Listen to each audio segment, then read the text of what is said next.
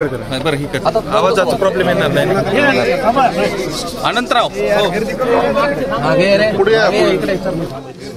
अरे तुम्ही या ना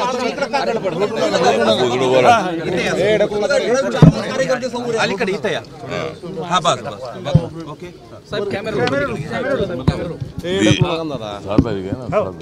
मला सांगा राज्य सरकार तपास करत नाही असं देखील समोर येताना पाहिले त्याच्यावरती विश्वास नाही म्हणून तुम्ही म्हणलात की केंद्रीय तपासणीचं कशा पद्धतीने तुम्ही गृहमंत्र्यांशी चर्चा करणार आहात? नाही मला असं वाटतं की हे जे प्रकरण आहे प्रकरण अत्यंत गंभीर आहे। संतोष देशमुख यांची हत्या क्रूरपणे करण्यात आलेली आहे आणि महाराष्ट्राच्या अस्मितेला कलंक लावणारी अशा पद्धतीची घटना आहे। एक तर महाराष्ट्र पोलीस आणि मुंबई पोलीस जे आहे ते अत्यंत ॲक्टिव्ह असणारं पोलीस आहे। आपलं CID डिपार्टमेंट क्राईम डिपार्टमेंट अत्यंत ॲक्टिव्ह असणार आहे। पण या प्रकरणामध्ये काय एवढा वेळ होतोय सांगता येत नाही आहे। म्हणजे एकतर एवढा वेळ व्हायला नको आहे।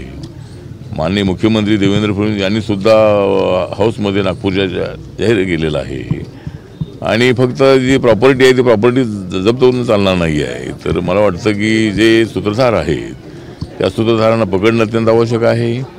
जे 4 आरोपी पकडलेले आहेत आणि बाकीचे 3 आरोपी जे आहे त्या 3 आरोपींना एवढा वेळ लागतो आहे ही बाब चांगली नाही आहे आणि पोलिसांनी कोणाच्या दबावाखाली काम करू नये। त्यांनी हे जे प्रकरण आहे ते अत्यंत सिरियस आहे, गंभीर आहे। ताबडतोब आरोपींना पकडलं पाहिजे आणि अशोक सोनवणे हा जो या सोलार कंपनीमध्ये वॉचमॅन होता तो आमचा त्या शेड्यूल कास्टचा आहे, बौद्ध समाजाचा आहे। त्याला जे मारहाण झालेली आहे त्याच्यामध्ये अट्रॉसिटी लावणं अत्यंत आवश्यक आहे। त्यावेळेला अट्रॉसिटी लावली असते आणि त्या आरोपींना पकडलं असतं तर कदाचित ही घटना घडू शकली नसती। त्यामुळं जे केसचं पोलीस आहे किंवा बीडचे जे पोलीस आहे त्यांच्यावरती लोकांचा संशय आहे। त्यामुळं पोलिसांनी मला वाटतं की अशा पद्धतीनं हे एवढं सिरियस प्रकरण असतानाही त्यामध्ये लक्ष देणं अत्यंत आवश्यक आहे। आता अधिकाऱ्यांच्या SP ची बदली झालेली आहे, नवीन SP आलेले आहेत, त्यांनी या प्रकरणामध्ये लक्ष घालावं आणि मी त्यांच्याशी बोलणार आहे आणि माननीय मुख्यमंत्री यांच्याशी मी बोलणार आहे। तर या प्रकरणाला लवकरात लवकर या कुटुंबियाला न्याय मिळाला पाहिजे। मी त्यांची आई आहे, त्यांच्या पत्नी आहे, त्यांचा बंधू आहे, त्यांच्या कुटुंबाची भेट मी घेतलेली आहे आणि रिपब्लिकन पक्ष जो आहे हा या प्रकरणामध्ये या कुटुंबियांच्या पाठीशी ताकदीने उभा राहील आणि या कुटुंबाला न्याय मिळालाच पाहिजे अशा पद्धतीची आमची मागणी आहे। काय तुम्ही नेमकं मागणी करताय?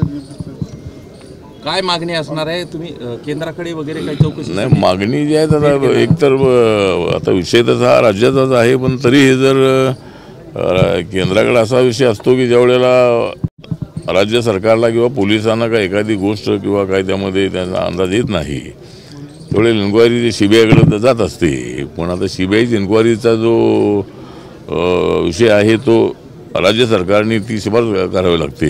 पण तरीही अमित शाह एक गृहमंत्री आहेत किंवा गृहमंत्रालयाशी मी संपर्क साधणार आहे आणि गृहमंत्र्याच्या अगोदरही मी माननीय मुख्यमंत्र्यांना सांगणार आहे आणि या प्रकरणामध्ये लोकांच्या संतप्त प्रतिक्रिया आहेत आणि आरोपी लवकरात लवकर पकडले पाहिजेत आणि जो कोणी सूत्रधार असेल त्या सूत्रधाराला लवकर पकडलं पाहिजे।